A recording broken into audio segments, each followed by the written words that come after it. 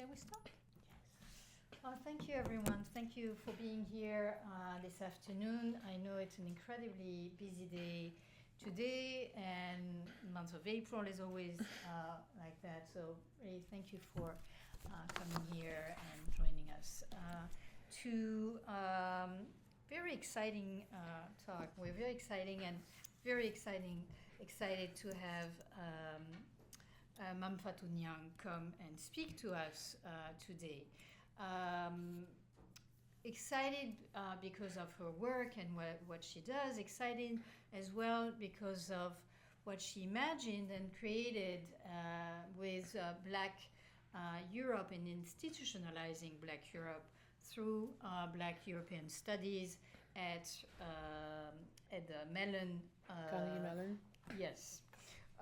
And so it is both exciting in terms of an intellectual conversation, but also thinking about institutions, and through that thinking of the future. What does it mean to be talking about Black European studies? Let me just, Elizabeth had a beautiful description of your work, but I do want to come back to a couple of things. Mame-Fatou Niang is Associate Professor of French and Francophone Studies and the Director, Founder of the Center for Black European Studies and the Atlantic, CBESA, at Carnegie Mellon University. Professor Niang's research focuses on race, immigration, and national identity in France and in post-colonial and transnational studies. She's the author of Identités Françaises in 2019 and the co-author of Universalisme 2022.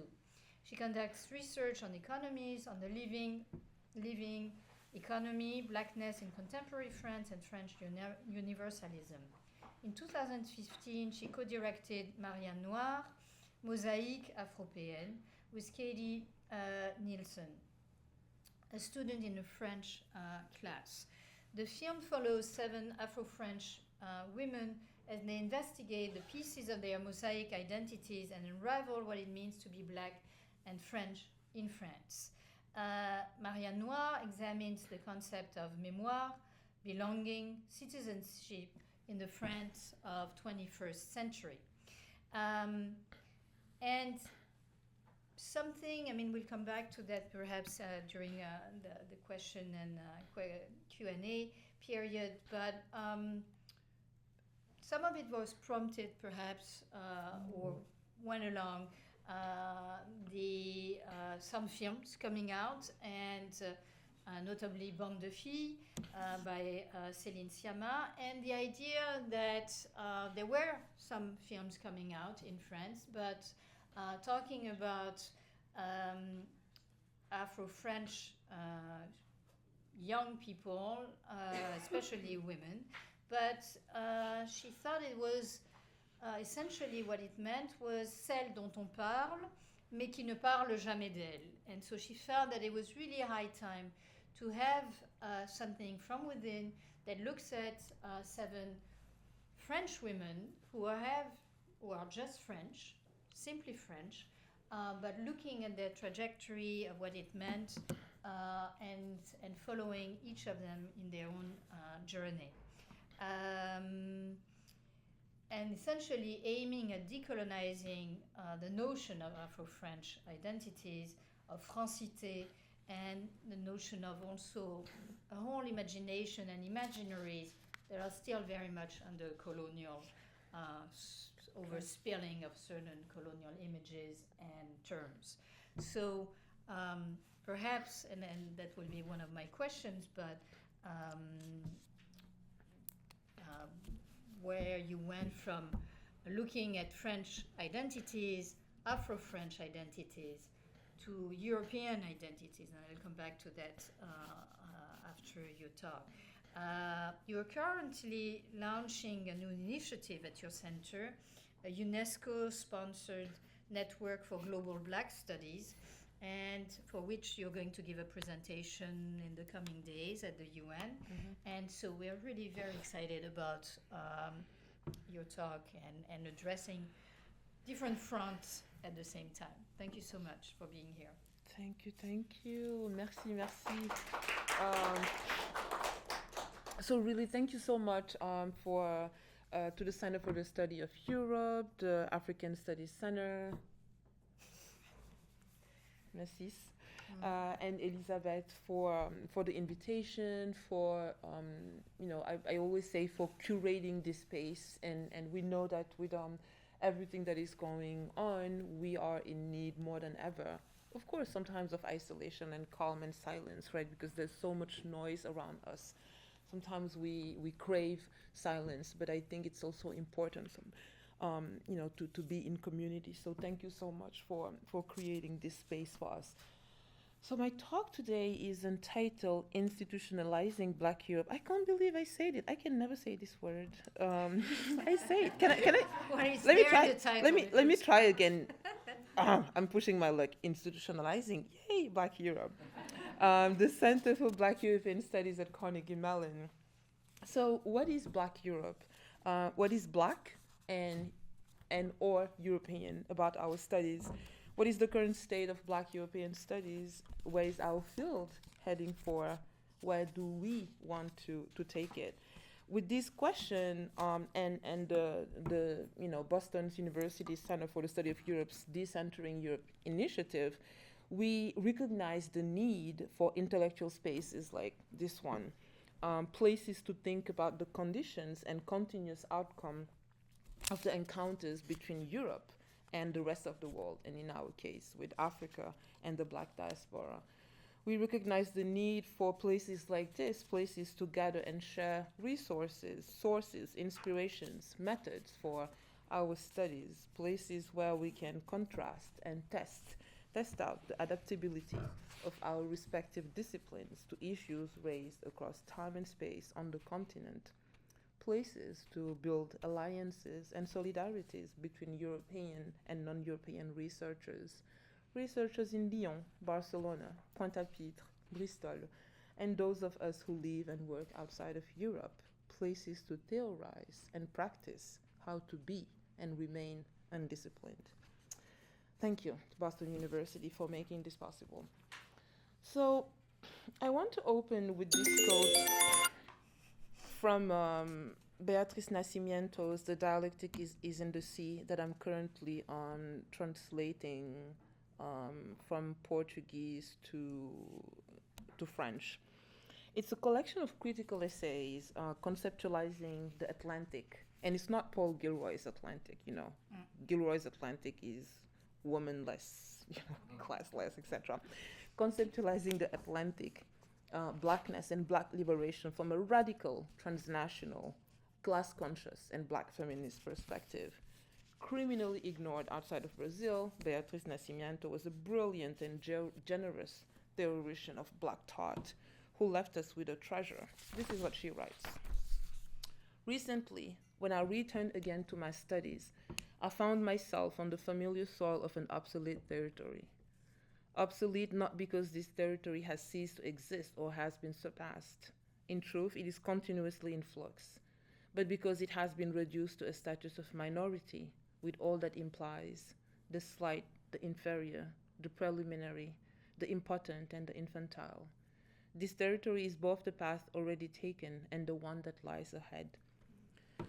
Beatrice's Black Atlantic is a space of dream, joy, grief, struggle, scheming, marronage, victories, and imagination.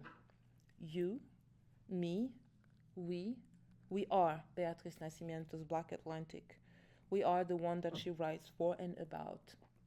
People reading across languages and forms in order to account for the myriad contribution of Afro-descendants, people working on the entanglements of past and present while living and being the future, a vanguard grappling with the long history of Black liberation. I want to take you with me to Clichy-sous-Bois, north of Paris, a place where I spent time in 2022, the better part of 2023, and a good portion of 2024, working on an art residency entitled Echoic, Sounds of Silence at the Atelier Médicis.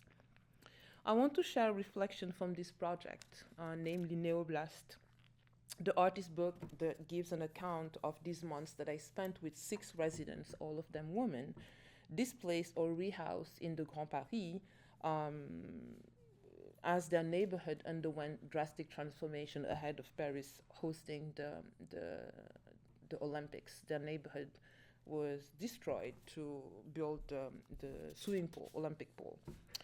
I entered this project after a tumultuous 2 years following the fresco affair.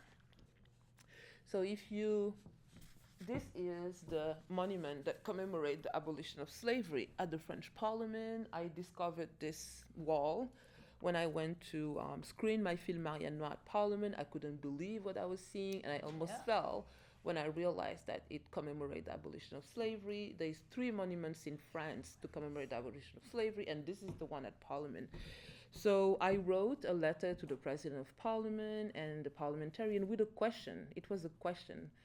Is this the best work to commemorate the abolition of slavery? And that opened the 3 worst weeks of my life.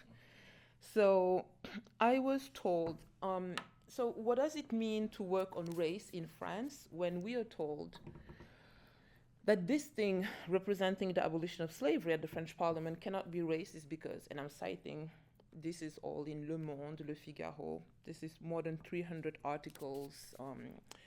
It is satire. It cannot be racist because it is irony in the purest French tradition. It cannot be racist because the French Parliament is kryptonite to racism, because the artists travel to Africa and the Caribbean to learn from African artists and to help them, because it is realistic, as I was told by the Chief of Staff of the Minister of Culture. I do have plumper lips than his wife. Black people do have big lips. That we, Rokeya, all the brave hands who firmly held France's neck and rubbed its nose on its past, Maboula, Assa, etc., we were the cheval de Troie of American political correctness. We were the racist, the danger, the problem.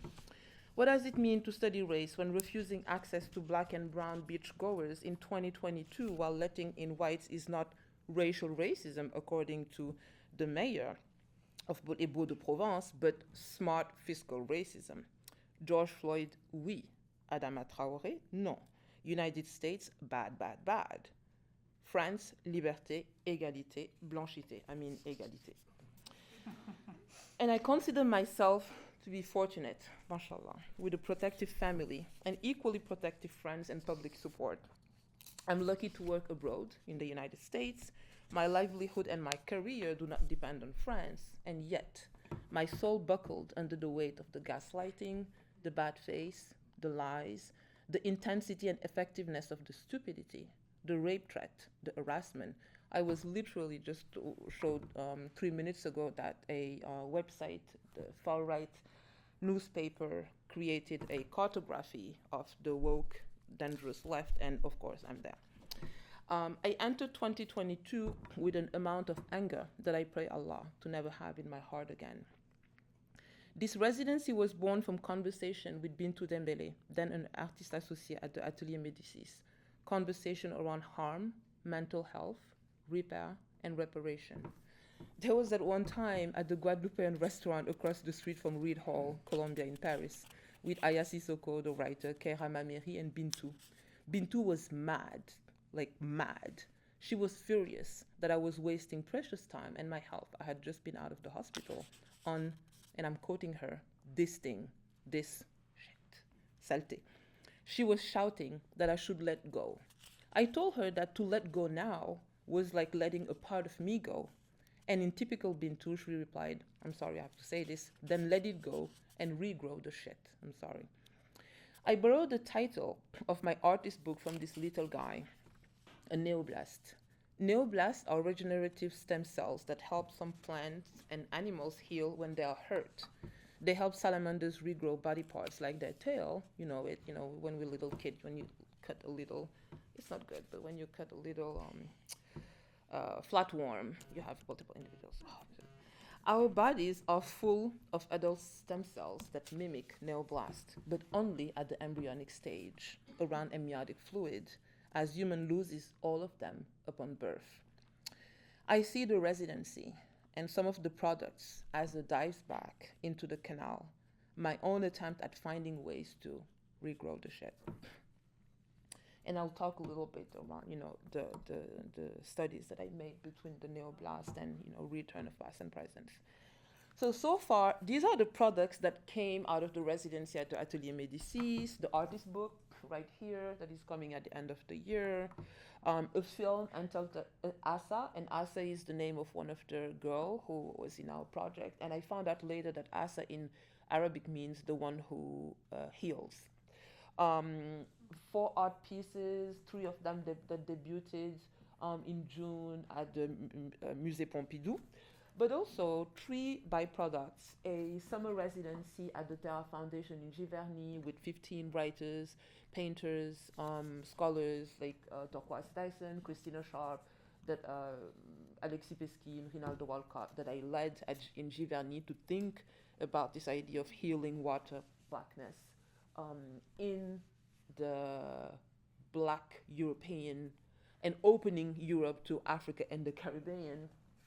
Second byproduct, and I think this is the one that I'm the most proud of, 3 of the participants of my residency, have now their own art residency at the Atelier Médicis. These are girls who were born, raised in Clichy-sous-Bois, across the street from the Atelier Médicis, never set foot on the Atelier Médicis, and this is a place that welcomes writers. It's, you go from Atelier Médicis to Villa Médicis, and they grew up and have never set foot. So for me, it was also this idea of how do we have, girls from this neighborhood tells their story on this stage and not wait for, a proverbial writer from Saint-Germain-des-Prés to come and look at, they do a safari in the banlieue.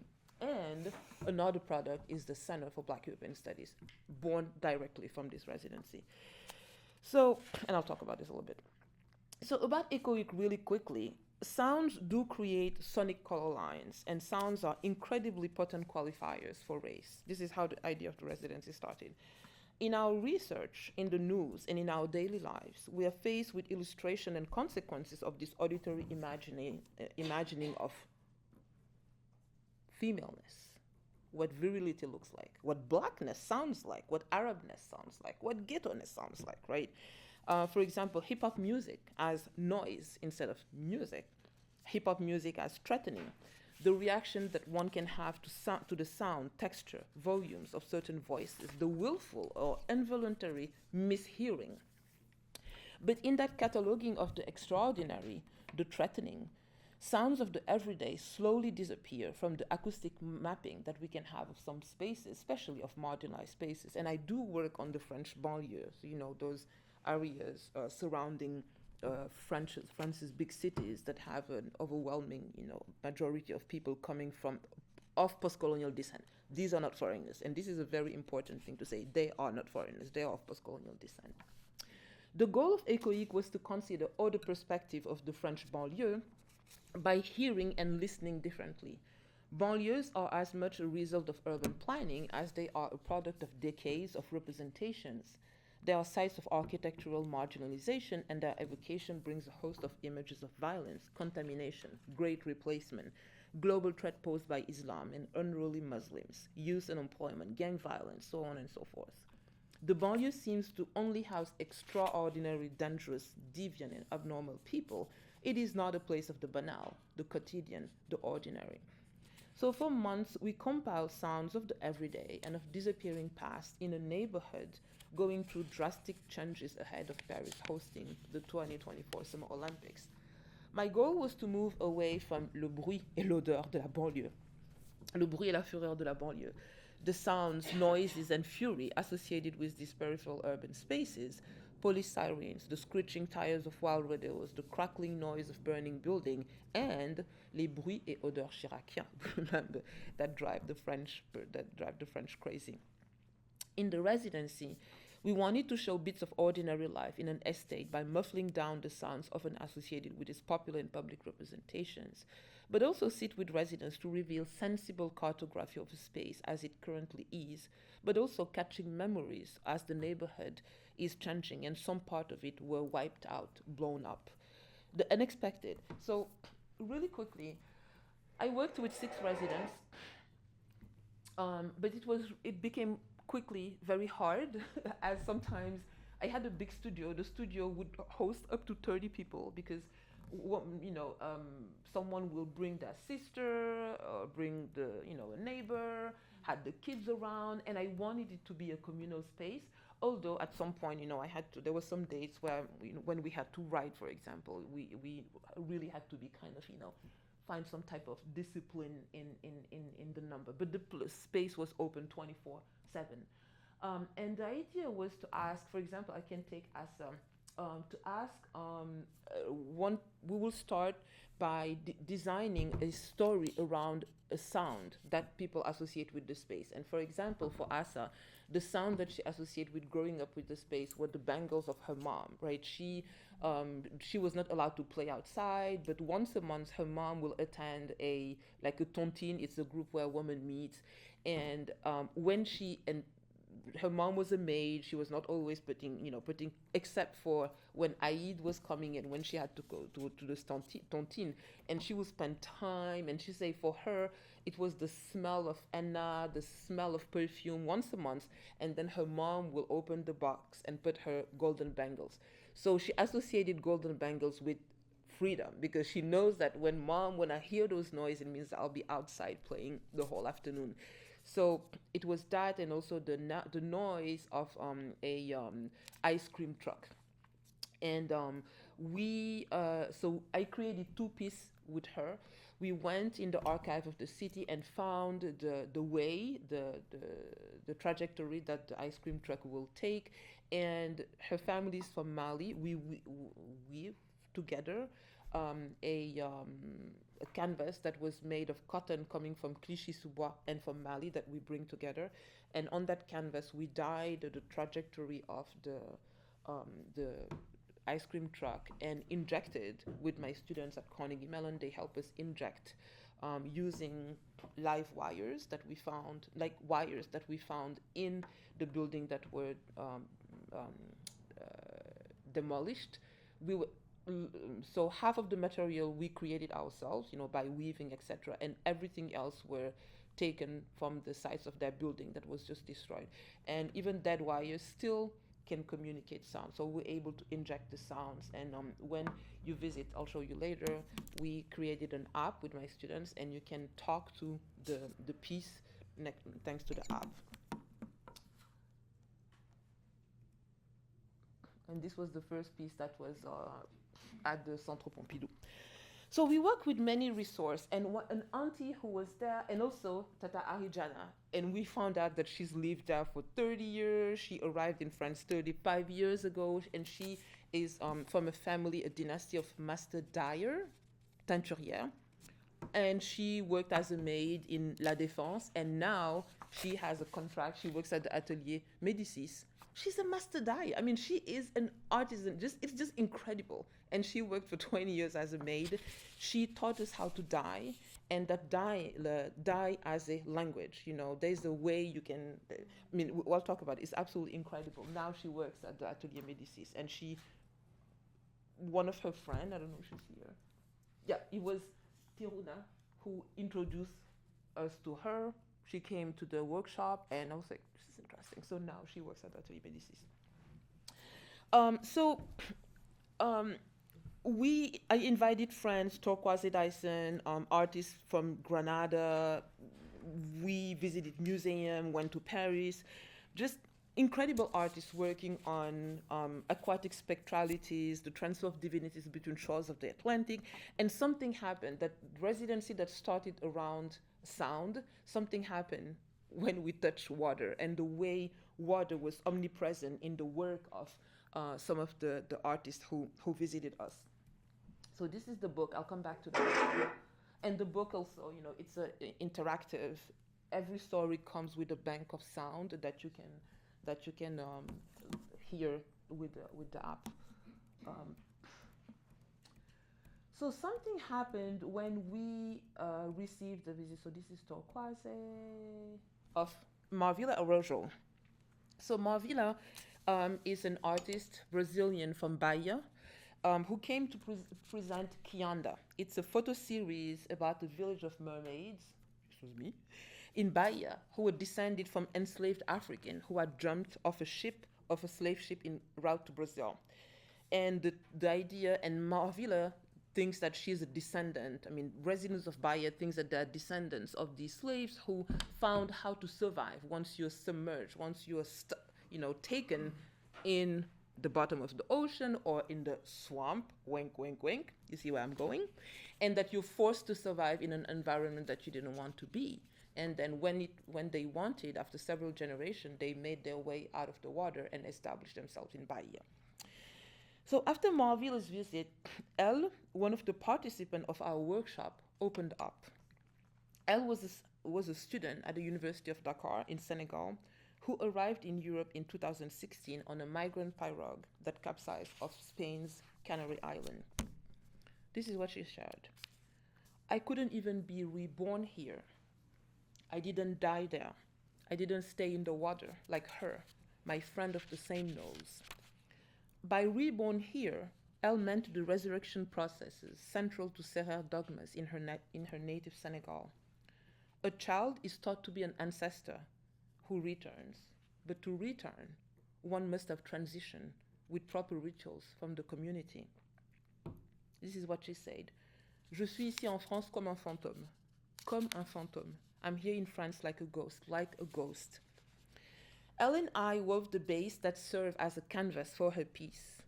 So the circle was the door from the apartment that she occupied in Clichy before the apartment was destroyed. She chose a white thread that produced a rough sheet reminiscent of a shroud. Elle wanted to attach two motifs to it. The first one was a jellyfish made with bits of the shirts that she wore during the crossings and material recovered from the demolition site of her apartment across the street from the Atelier Médicis. Elle caught a glimpse of the jellyfish the day her pirogue sailed off Rufisque, off the coast of Senegal, and it is the last living creature that she associates with Africa. For her, all the occupants of the boat have died, even the survivors like her, even those like her who have arrived in Europe. She repeats, no one has untied here with their nose. Elle speaks of her friend of the same nose. This is a fairly common formula in West Africa, where under the influence of Islam, the noun nafs designates both the soul and the vital breath. In Wolof and in Serer, the nafs is in the nose, and a soulmate translates to friends of the same nose. For Elle, the disappearance of her friend, her twin, also took away her vital breath, her life. This is what she said. The jellyfish saw the boats leaving the ports. They saw the sandals fall into the black water. They heard the waves beating against the walls of the pirogues. They saw the bodies falling and being thrown into the water. The jellyfish have collected the last words of the drowned. They saw the photo of a lover pass by, the fallen amulets, a piece of paper bearing the phone number of a distant cousin in Italy. The second element of her composition is a mermaid silhouetted against the Chêne Pointu, a decrepit shopping center where Elle goes when she wants to. And she has this very interesting wording, tenir ma respiration, which literally translates in like holding my breath. Elle explains that she thought she could finally fill in her duties and help her family by leaving Senegal for a better life in Europe. In France, she struggles with administrative abuse, health, financial and mental issues. The shopping center, which seems to slowly sink into the earth, is a subterranean world where she dives like Marvilla Rocho's creatures and suspends the gravity of everyday life. Elle is the one through whom the crossing between these parts of the residency, the work on sounds and the quotidian, and the omnipresence of water as a link to the 6 stories that we were weaving, was authorized. The Atelier Médicis required a very strong anchoring in Clichy-Montfermeil, the city where we were. In the proposal phase and in the first week of the residency, I imagine a set of works limited to the neighborhood and the 2 towns of Clichy and Montfermeil. Of course, given, the roots of the people that I work with, I thought of over there, the other places where the people working with me had life anchors, Pointe-à-Pitre, Moro, Jacmel, Bakel, Bamako. I expected that the memories of life in France will necessarily go there and vice versa. Of course, the neighborhood is omnipresent in the sounds that we collected. An ice cream truck siren, the sounds of coins hastily thrown on the counter by impatient children waiting for their treat, the jangling noise of a mother's bracelets, the sea of accents and languages at the children's square, the white noise of a stadium sprinkler. Clichy and Montfermeil were also present in the earth and clay from the neighboring Bondy forest that was used to dye a canvas, in the sand of the Sunday market that adorns another composition. But something that I was not expecting was the hydrographic network which would take shape from and towards Clichy-sous-Bois. Once we started diving in our atelier's material, the omnipresence of liquids and bodies of water, the Atlantic, the Mediterranean, lakes, rivers, but also bodily fluids, urine, amniotic fluid, sperm, sweat, breast milk, etc. From Alexis Pesquine, Torquoise Dyson, and Marvilla Arrojo's visit, Elle opened up. She shared the fall into the sea, her breathing cut off by the salt water, the screams, people yelling and the crying that gradually drowned, the resignation in the face of death. In multiple occasions, her story filled the space of our studio and suspended time in a single collective breath. Inspiration to follow the disappearance in the water. Expiration for those who drowned. Inspiration for those who survive. Expiration for those who survived to tell the tale, and another inspiration for those who survived but decided to suspend their own breathing. I can't even be reborn here. I didn't die there. I didn't stay in the water like her, my friend of the same nose. Elle's story held the group together, and in return, the group held her back. The wake work around her piece became a critical practice of bringing isolated stories into one narrative. In the introduction to her piece, Asa, one of the other women who worked with us, said, Je ne vois pas tellement de différence entre ce qu'elle raconte au Brésil ou même ce qu'elle dit et notre vie ici. Ok, je suis française, j'ai un passeport qui me permet de sortir, mais quand même je reconnais beaucoup de ce qu'elle dit. Le fait d'être toujours sur la route, de devoir toujours prouver que tu es d'où tu es, que tu es légitime. Je reconnais beaucoup de ce qu'elle dit, c'est juste à une autre échelle du phénomène pour nous. I don't see a lot of difference between what Marvilla talks about life in the favelas in Rio and what else says about the crossing and my life here, as a black French girl growing up in the ghetto. Yeah, I'm French, I have a passport that allows me to come and go, but I see a lot of, I recognize a lot of what she says. The fact that you always have to be on the go, the fact that you always have to prove that you are from where you say that you are legitimate. I recognize a lot of what you say. It's just at a different, it shows differently for us. As a researcher, I'm interested in unveiling and uncovering those autres échelles, those other layers, highlighting their interconnection, how they function as a thread between what pushed Asa, a veiled black French woman, Muslim woman, to abandon her studies at La Sorbonne, capitalism, politics of structural adjustment, and the political economy of migration, marvelous divinities of the coast of Bahia, and the many, many stories displayed in our artworks. The final work is composed of 6 pieces that can be shown together or separately. Echoic is a visual, literary, sound and theoretical mosaic, which showing black existence marked by what I call hyperlife, living beyond and despite life itself. The works we created reflects lives that are theoretically generative, generous for theory, but which resist its enclosing and fixing power, because this theory is not the tool that is here to fix black life, it is black life. Echoic starts from these sites, from conversations, drawings, laughter, crossings, and walks in order to imagine a work that is a nest. I prefer this term to that of archive, and also I have bad nose, so I always catch dust in archives. I prefer this term to that of archive, which for me evoke a tedious work of classification, recording, codification, coding, and fixation. I'm moving more and more further and further away from this cold and dusty term. I like nid, nest, nesting, which evokes beginnings, security, portability, transmission, a place open to danger and the praying clouds of the world, but a place which beyond destruction or death can always be rearranged and welcome new life.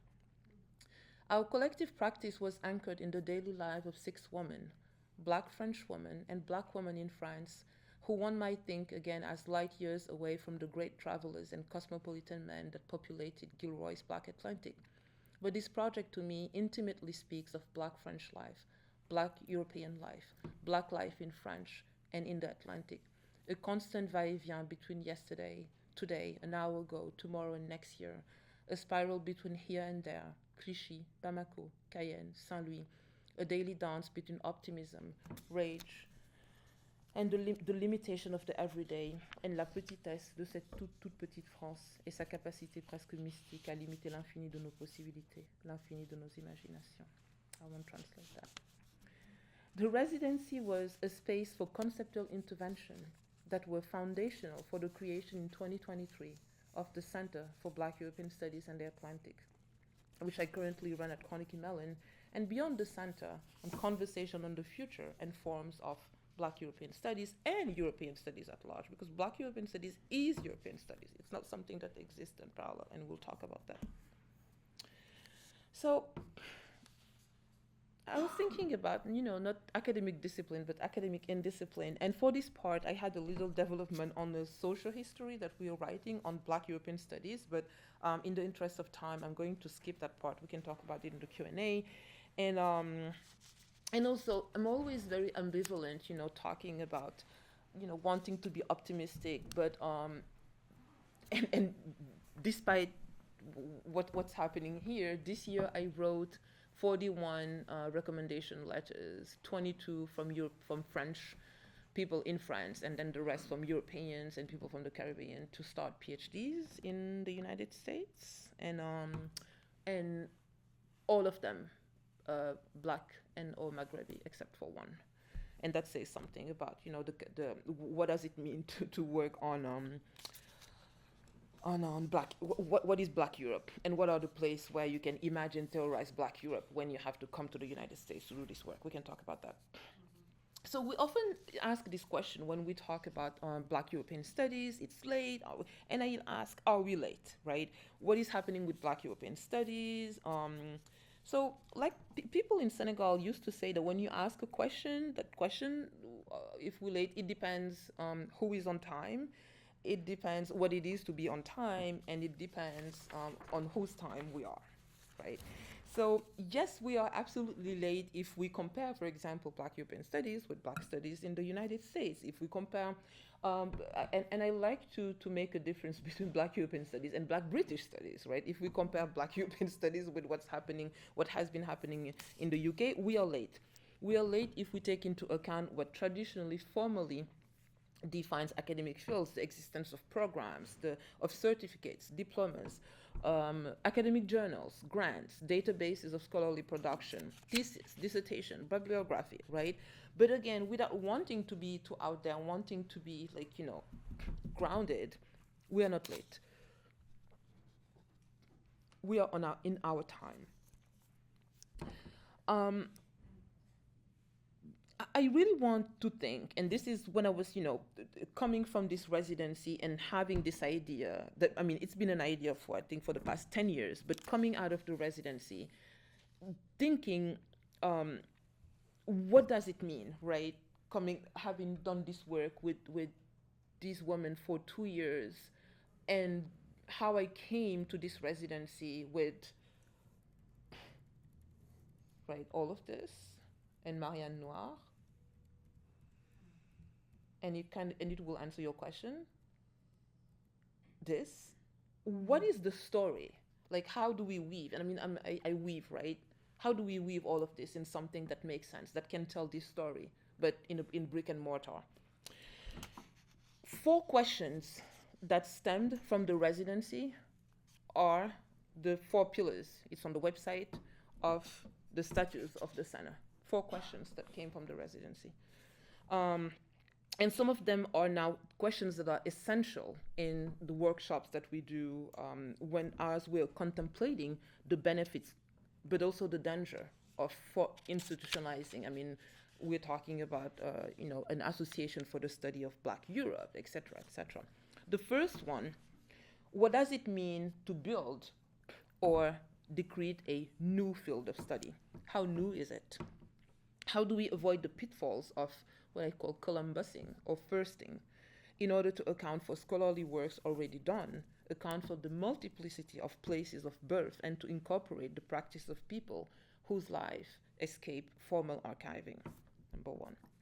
Second question, why and for who are we institutionalizing this field for? How do we raise and maintain a field that organically imagines and reimagines projects, also Blackness in Europe, in the Atlantic, without tying it to the university, its discipline, and its timeline? Third question, in an Atlantic space marked by great differential accesses to resource, institutional pressure, and perceived dangerousness of our research, what should be our role in the circulation of knowledge, the circulation of people, finances, and resources?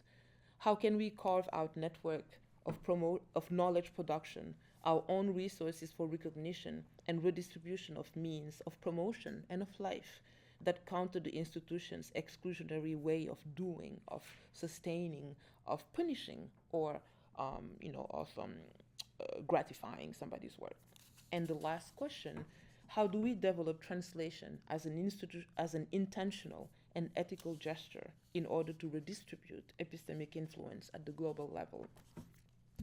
After 19 years in the US, the American experience was definitely a model for both what I wanted to achieve, the existence and normalization, I don't know if it's a word, of Black studies, but also of what I wanted to avoid, namely the divide, separation between African studies and Black studies, whatever you want to call it, like Blackology, African American studies, Afro-diasporic studies, and the feud on almost everything, financing, jobs, space, etc. When we look at the US and what is starting to happen in some departments in the UK or in Germany, it is easy to see that the preservation of unequal power relation has been at the root of this divide, and we need spaces to collectively think about this mechanism and how to avoid these pitfalls in our own circles, as well as the replication of imperialist, classist, north-south mechanism within our own studies. Talking about exceptionalism of some centers, the United States vis-a-vis Europe, Europe vis-a-vis the Caribbean, things like that.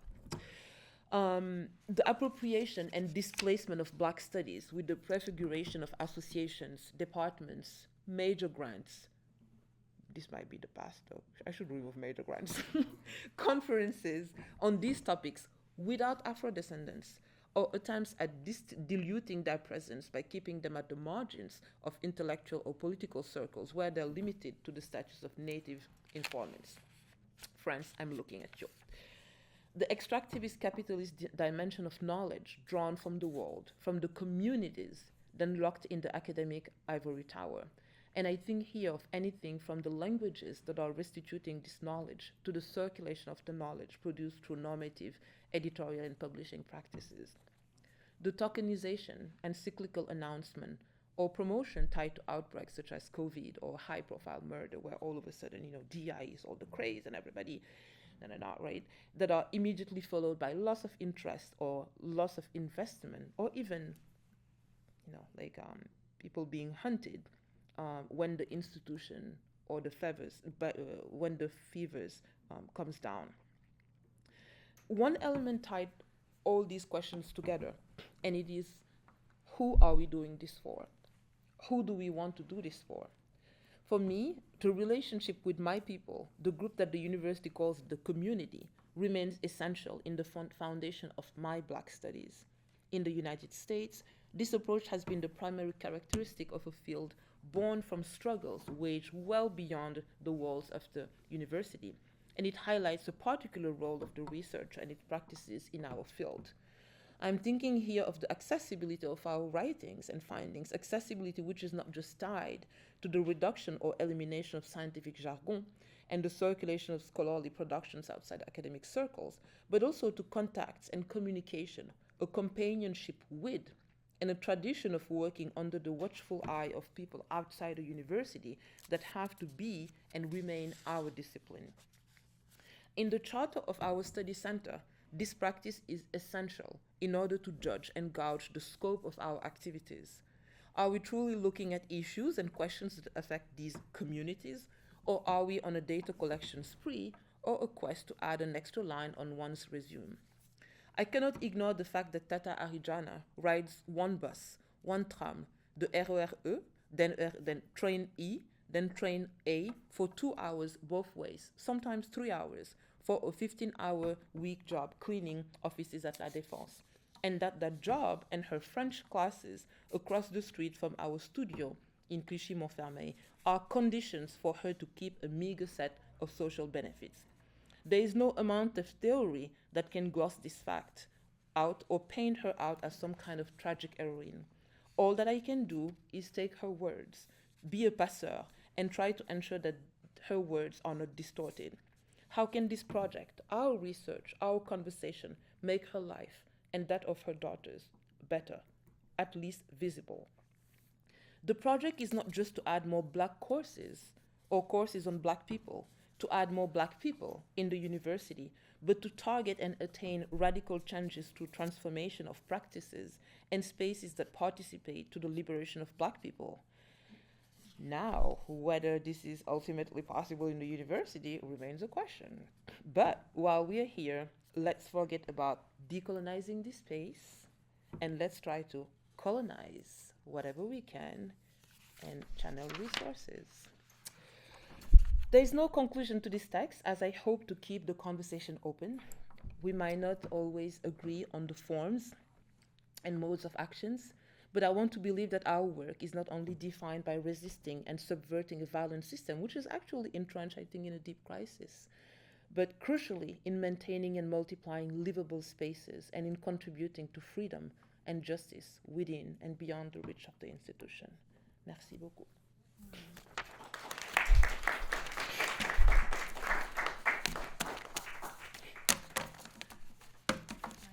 Thank you for this beautiful and really much inspiring talk and looking both the present and the future.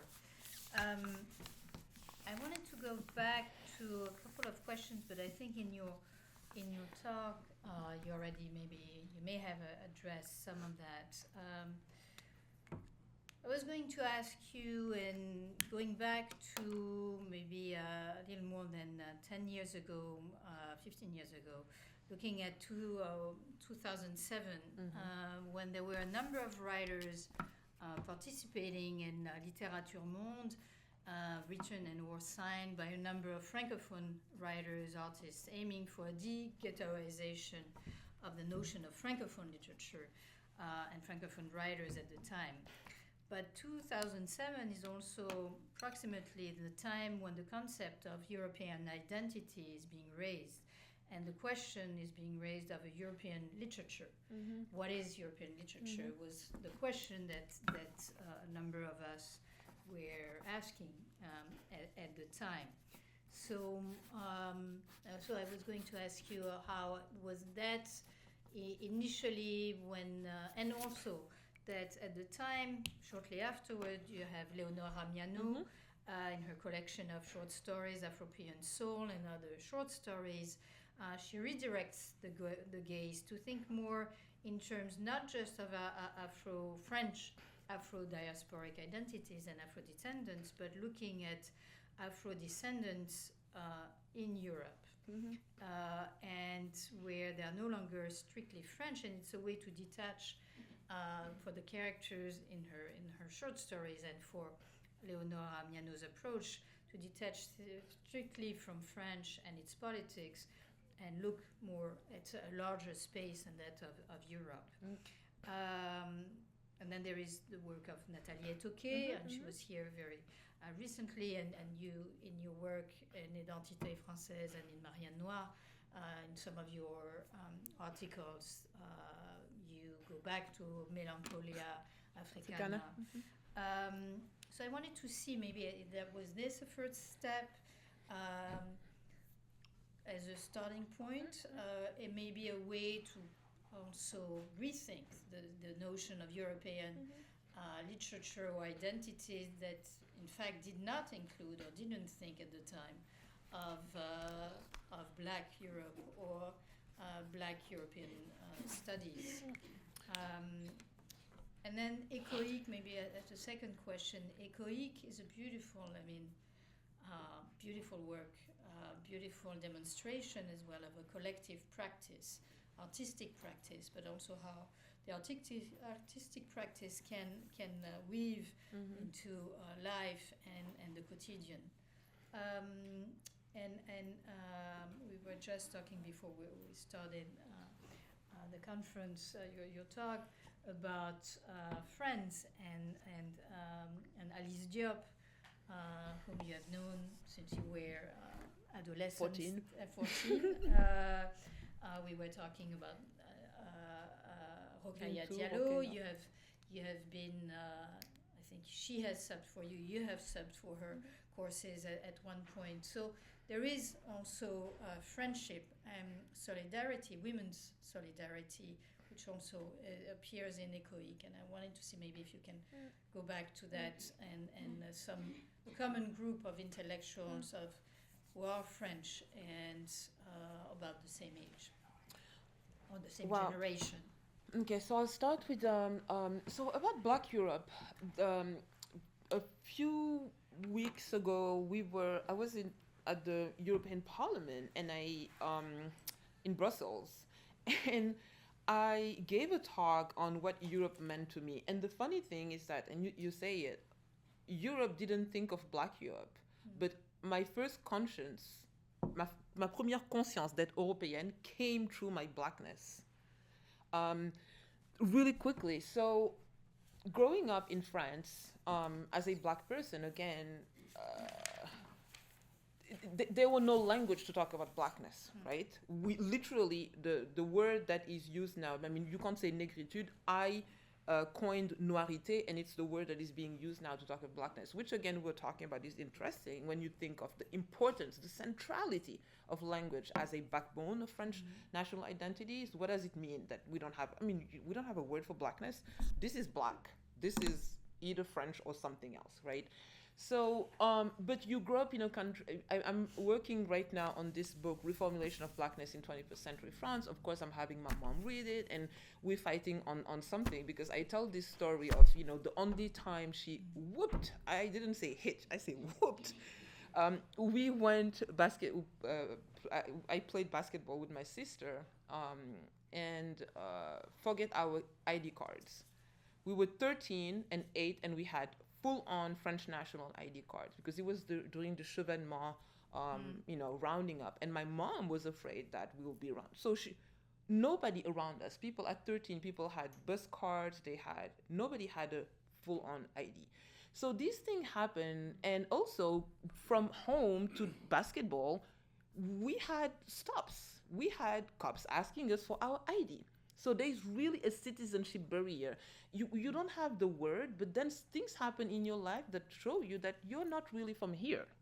So we are the generation, and you say it with Alice, Mabula, who realized all of a sudden that, just growing up, we had the Club Dorothée. And for me, for example, Maman, right? A Maman was a blonde woman whose kitchen I knew smells of, cake. A Maman was not like mine, 6'2", wearing, bright colors, always smelling of incense.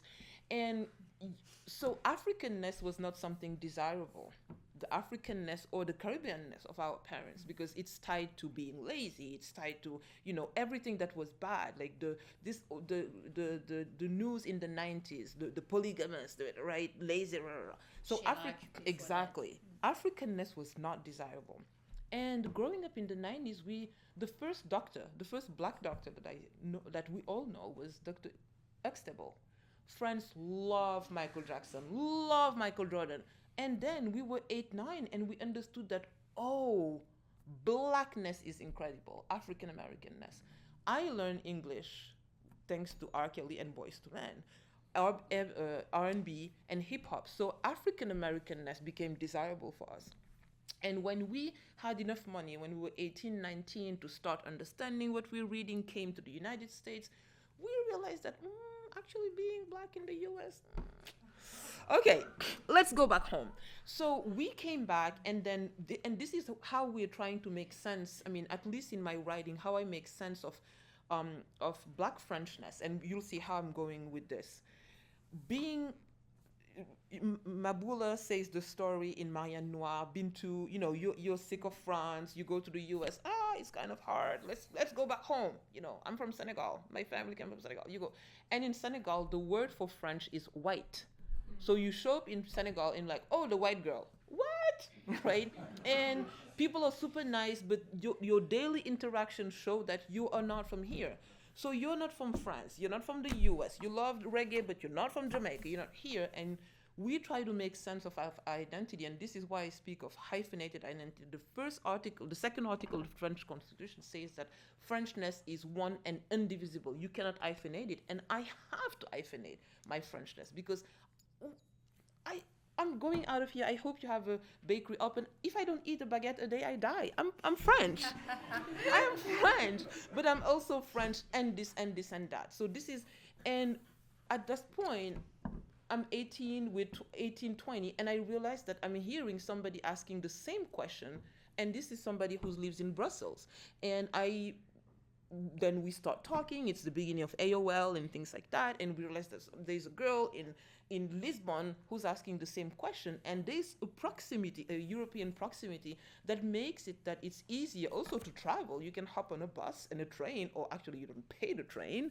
How many times we got kicked out of the train in the middle of, like between Italy and France. So we started going in Europe to have this conversation, and my first conscience of being European came through these trips that we took with other Black girls, Black European girls. So this is what I say at the European Union, where I say Europe never thought of Black Europe, but for so many of us, and when you read the work of Tiffany Florville, Natasha, our first conscience of being European came through our discovery of Black Europeanness. Absolutely, 100%. That's my first point. The second point on, and it comes back again to this, these silos of literature, or these levels, like national literature, European literature. I'm still trying to understand what European literature is, because I don't understand what French literature is, for example. The example that you gave is really good. 2006, 2007, just to put in context, everybody's talking about, like a révolution copernicienne. Ooh, right? In France, we have this literary prize, Goncourt, Renaudot, Femina, etc. And it's 2006, 2007, revolution. All of these prizes are won by Black writers, right? We have Boisberry, Mabankou, Léonora Miano, Fatou Niang, right? Yeah. And then, nice. Where are they from? Where are they from? Where are they from? Cameroon, the Congo, Senegal, Chad. And that, Mabankou wrote an excellent article about that. That said something about the capacity that when a problem cannot be ignored anymore, you will allow the analysis of the problem, but by something who's not intimately tied to you. So Léonora Miano or Fatou Niang can criticize, how migrants are left to die in the Mediterranean. But where is Mabula Somohoro? Because to talk about this distance, to talk about this periphery is not the same than me, who was a seventh generation. My experience is not Fatou Niang's experience. It's not. So and to see and French literature has this siphoning, with the power of the Saint-Germain, this prize, and we see it to this day with the, right? Absolutely, yeah. Where the Black writer became this generation, and which is great because their voices are great. It's absolutely, Mabankou, what he says about the experience of the migrant, these young guys from Congo living in Château Rouge, it's absolutely extraordinary. But it cannot be the entirety of the Black experience. Fatou Niang doesn't represent the entirety of the Black experience. And I have some funny story to tell you. I don't know if the camera is rolling. It is. Oh, no, I don't mind. Oh, I'm very open with that. With us being, disinvited from some events because we're woke. So that for me, that's interesting. What does it say of when you feel like this problem needs to be addressed, but it will be addressed by somebody who doesn't pose the same risk of intimacy? And this was something that was very important for me when I thought of the center, because instead of making it, it can very easily become a why them and not us. You have to understand the circulations, because this is the thing. I have access to the Met. I can organize conferences at the Guggenheim. In all these spaces in France for the longest time, the Louvre, the Orsay, I was considered a terrorist because I want to tear the Republic. I'm the queen of the works. I'm the queen, I'm a danger. And I say this. So is Rokhaya Diallo. Rokhaya Diallo. And I say this oftentimes. I can have a dinner with Marine Le Pen because I know where she stands. My biggest problem, when you read what happened around the Fresco affair, the hardest article came from the left. The hardest, because it's the danger that I represent for the Republic. And so and these are people who have the keys to Le Louvre, and I can't do that. But then the first model noir is made by Denise Murrell. She's American. Le Paris Noir is happening right now, thanks to another American. Oh, this is how it works. So you mean to tell me the Danish black girl can't have anything in Denmark because she's a danger, but France will open the door to her. But France will close the door to her, to the French black girl, who, now that she's in Carnegie Mellon will let her have a center, because having the center means that they don't have to address the African-American women from East Liberty who are asking Carnegie Mellon why they participate in the gentrification of the university by kicking black people out because Google wants Google City. So and it's this proximity. I am not their black, they are not my white. So instead of fighting, how do we understand that these movements are transatlantic movement, and how do we use that for more community and understanding? I don't even have time to fight the institution. It's, oh, I get it. I can have money for you in Brazil. I'm the curator of the Rio de Janeiro Festival. They love it because they don't see my blackness. They see my Frenchness. But the Brazilian woman has to go to Germany. Okay, while you're in Germany, get money for the German girl who's in Morocco. And how do we use these circulations? And I think that it's very important for us to be aware of these layers, because otherwise it can really easily turn into infightings and why them and not us and work in progress. And we were I was very attentive to that in the center. How do we participate? Because for me, the question of circulation is important. Circulation of people, and people don't, you don't move people with thought. I love the power of the mind, but you move people with money, with resources, with contacts, right? What are resources? It's knowing, establishing network, who knows, who can harbor you, who can create a little. Things are tight in your department. Things are complicated. Can we create, a 6 months residency here? And this works for graduate students all the way to established writers, right? This idea of harbor. What do we mean when we say resource? Okay, money is a resource, but what else? Resting, having the ability to rest. Wow, right? So, yeah. Thank you. I'll try to make shorter answers. Oh, we need to remove this. It's horrible. Yeah. Yes. It's still there. Perhaps it's time for questions. Yes. Setting up a discipline or a center for Black European studies, there's two different ways you can think about it. And I'm curious whether you do both. One is it's a center that studies Black Europeans and Black Europe. But another way is to think about it as a Black study of Europe. Critical race theory in the United States, for example, is not about race. It's about using race to think about the law in the United States. And so it starts with race to question the idea that the law is neutral and unbiased. So I'm curious if when you talk about your center, if you're also sort of using this as a launching point to critique European identity more broadly, or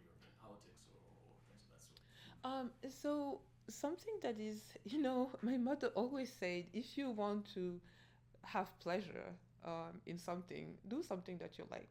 So I basically designed the a center that addressed questions that I had growing up.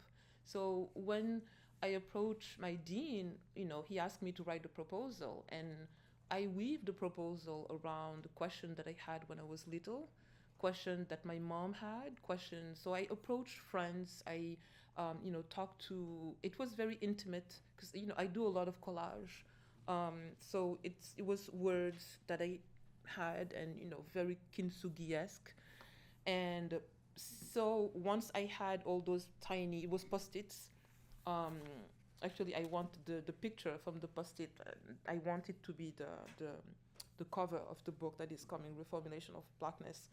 And what does it mean when you try to put the four pillars, those four questions that I have, right? How does it come 3D, and build literally this flat collections of stickers, And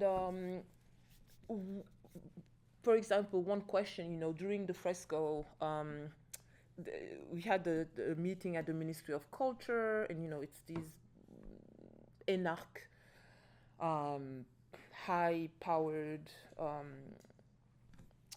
member of government or civil servant, and very, it's not mean. It's very puzzled by what I wanted to do. Like, you are always complaining that France had, we're not talking 4 weeks or 40 years. It's 482 years of slavery, the biggest slave empire, the second biggest slave empire, and we don't learn anything. I'm the generation that I often tell the story again why the center was created here, and I'm coming to your answer. I came here for an exchange program as an architecture student. We were placed, the 7 of us were placed in a course because one of the, as international students, we don't pay, so it was an expensive GIS course that was only reserved for paying students, and we were placed in Africana. Intro to Africana, Natalie knows the story, Intro to Africana studies, and we were freaking out because I've never heard the word Africana before, and wondering, my school is not going to accept this, you have to put us, and the administrative assistant was like, just sit here. Because of your visa, you need a certain number of credit. This is the first week, I'm doing everything. We sat in that course, and if you come to my office, I have not framed my diploma. It's the syllabus of that course, because that course changed my life. It's on that course. The first chapter of my book is entitled An Unknown Name in the Syllabus, because she said, oh, there is a group of French students here, and when we get to Fanon, and we'd love to hear you. And most of us came from Prépa, and I didn't know who Fanon was. So that syllabus was full of name, Césaire, that I've never heard. It's on that syllabus that I learned that Saint-Domingue. So this is the type of amnesia that I'm coming from. And so we have this meeting around the fresco, and I'm told, I don't understand what you want, because now we're making an effort to celebrate your history in what is the most important building in France. It's not the palace, the presidential palace, it's the parliament, and you're still not happy. And my question is, how is slavery my history? Slavery is a history of France, right? So when I think of your question and I think of the center, for me, it's a center of European studies from a Black perspective, from the perspective of the young Black girl that I was growing up, from a perspective of a young Black Italian, from a perspective, etc. So it's a center of European studies. Does that answer your question? Yeah. It's not the history of Black people. It's yeah, like I think it's a better answer. It's right. It is. Thank you. My name is Karen. I'm a 4th year PhD student in history, and I wanted to thank you for this talk. It's been really inspirational, and I'm writing my prospectus, and you've completely configured how I'm thinking about things. So thank you. You're I welcome. appreciate it. And I was wondering if you could talk a little bit more of what you called hyperlife, I think. I was really interested in that topic. topic, and I think it shows up in what I plan on studying on Afro-Germans. So I was wondering if you could talk a little bit more about that. Yeah, so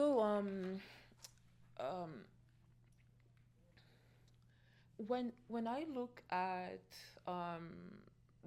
at the way Black presence, Black life is portrayed, known in France, right? The difficulty to see the limits, which can also have its benefits between, for example, when people ask me, where are you from? And I say, from the Beaujolais. Yeah, but where are you from? The question is, where is your color from? But in France, we don't say, on dit pas, mais pourquoi t'es noir? C'est oui, mais t'es d'où? Alors, t'es d'où? Oui, t'es d'où, oui.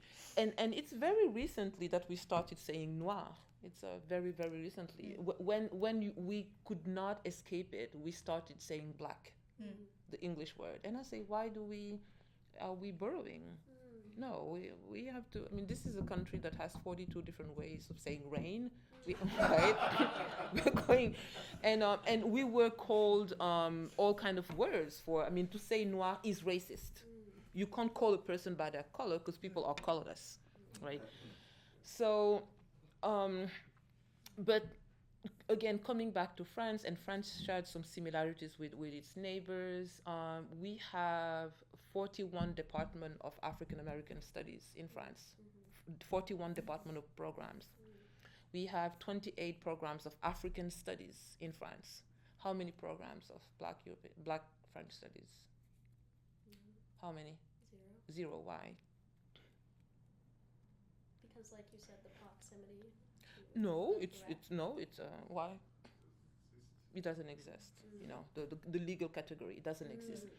So most of the people who are working on Black France, I mean, you have to, it's one of the study that we're doing right now. You have to come to the US, go to UK, or if you look at all the Nathalie Etoquet, Audrey Celestine, Céliane Larcher, you have to go through African American studies.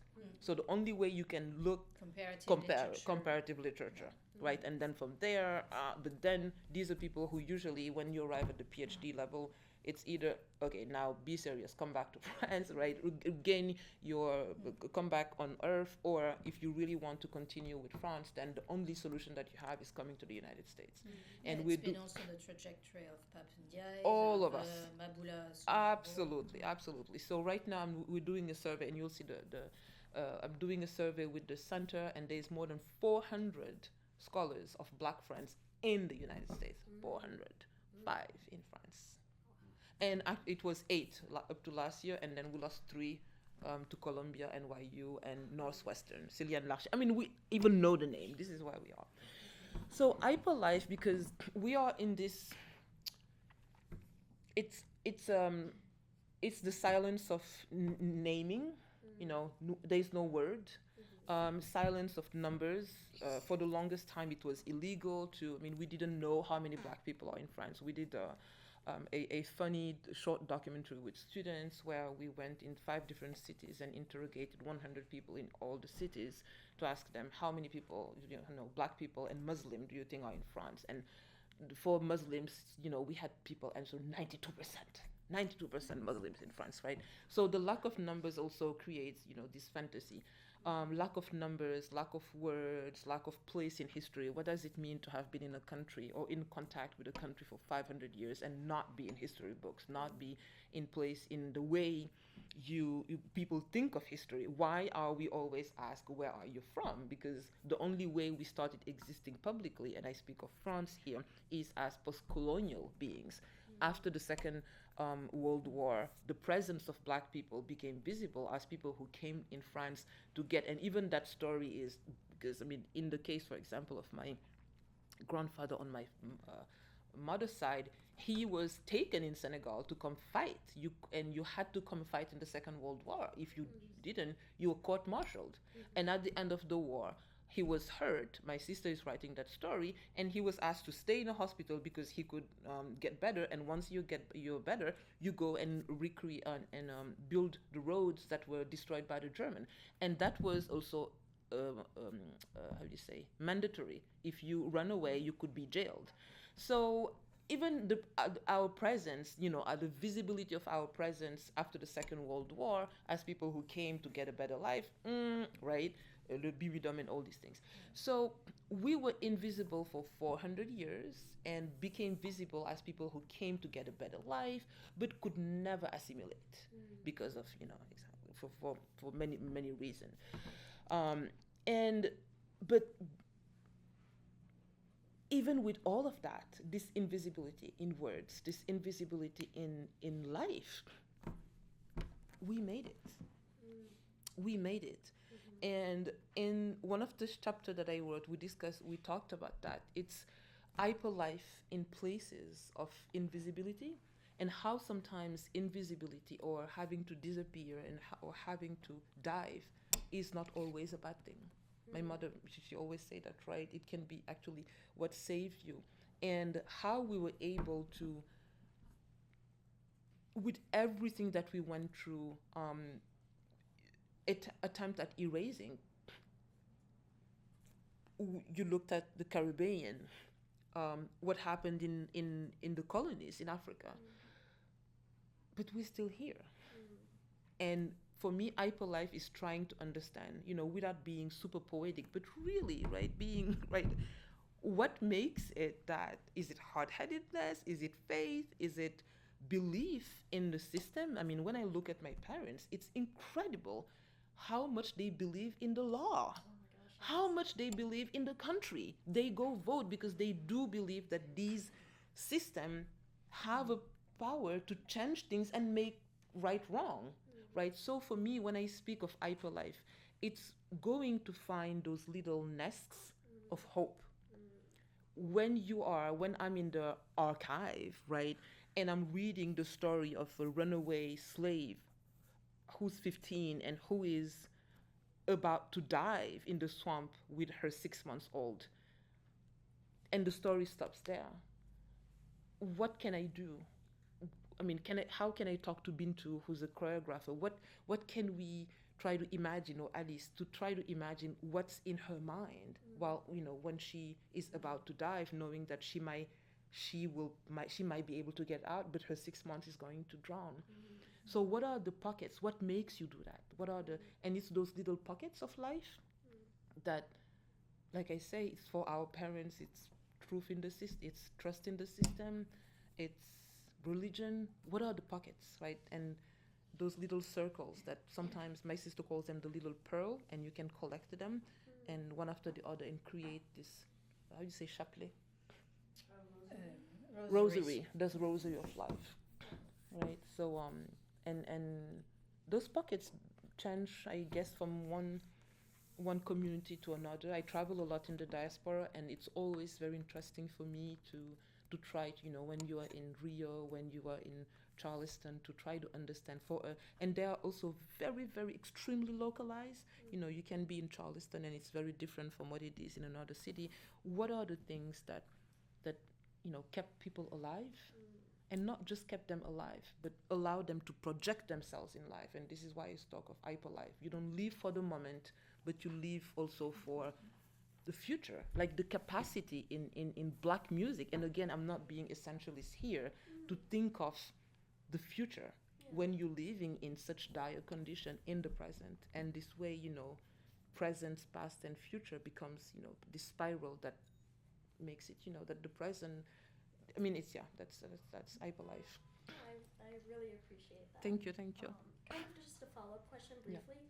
Would it be okay if I use this in my Absolutely. Oh yeah. Oh. Thank you. But don't forget to send me a check. 100%. Don't forget to send me a check. I'll send you the address. No, absolutely. No. And please feel free to email me. We can talk. I can read what you write. Let's exchange. I mean, the dissertation for me, it's also, a place. Your committee might not agree, and then if they don't agree, just put those ideas on the side. And when it's your book, you can do whatever you want. But it's also for me a place of experimentation, right? And so absolutely. Thank you so much. You're welcome.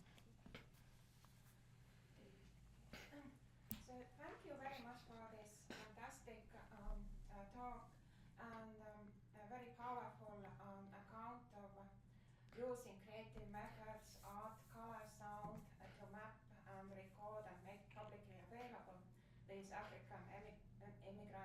experiences as well as black spaces in France.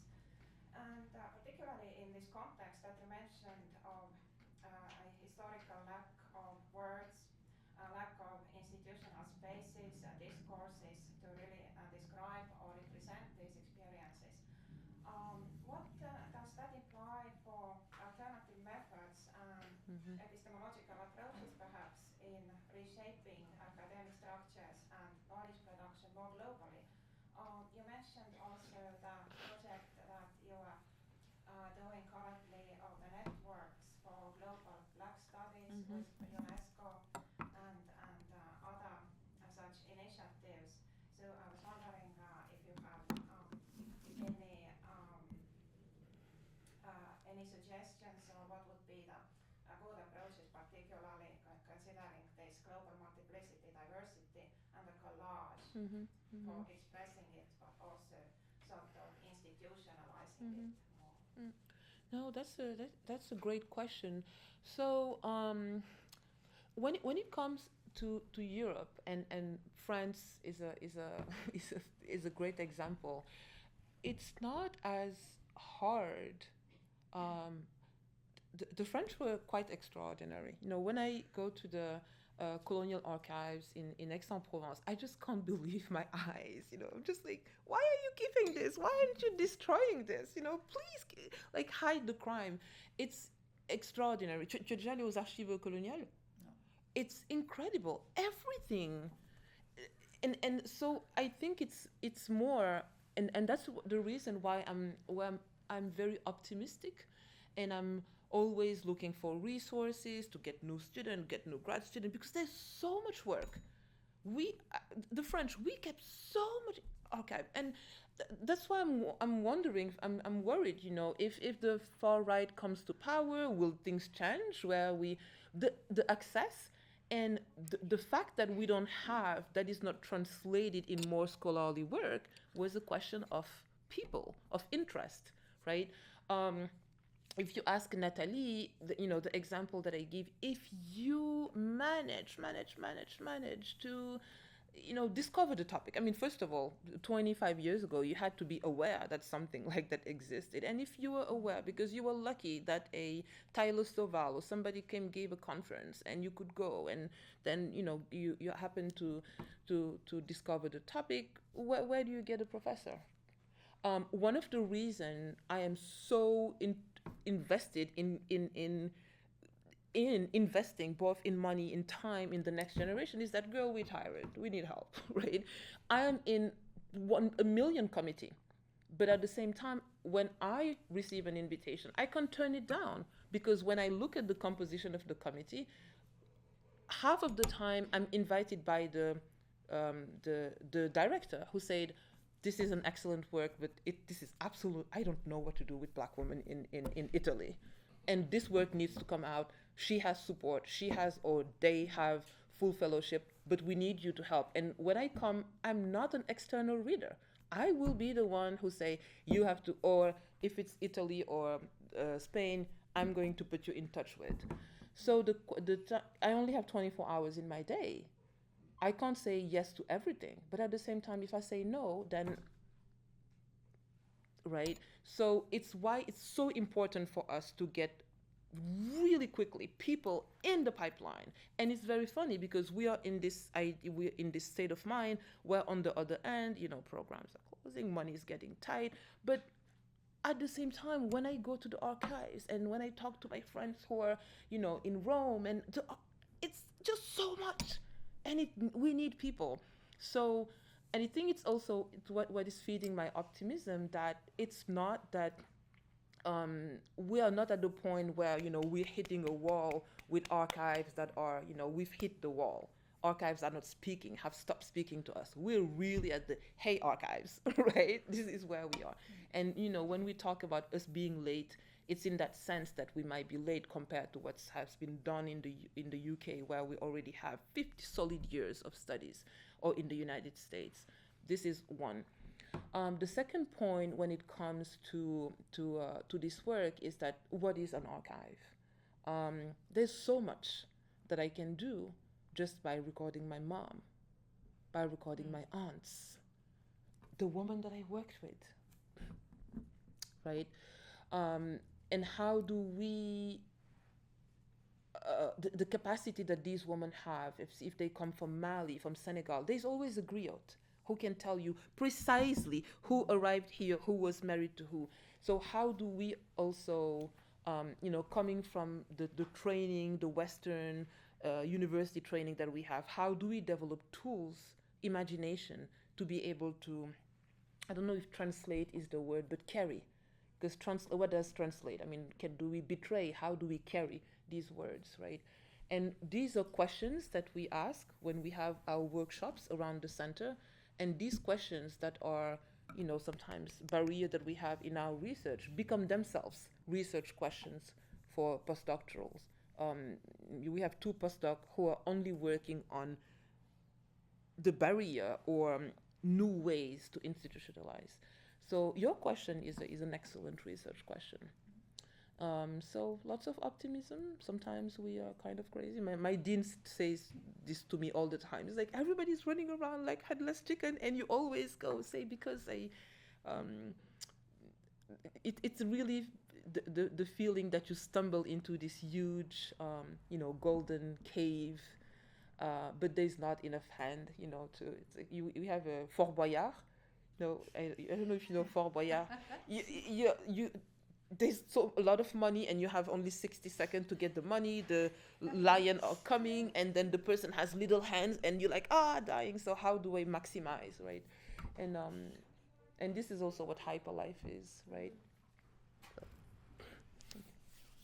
I think we want to thank you for a fantastic talk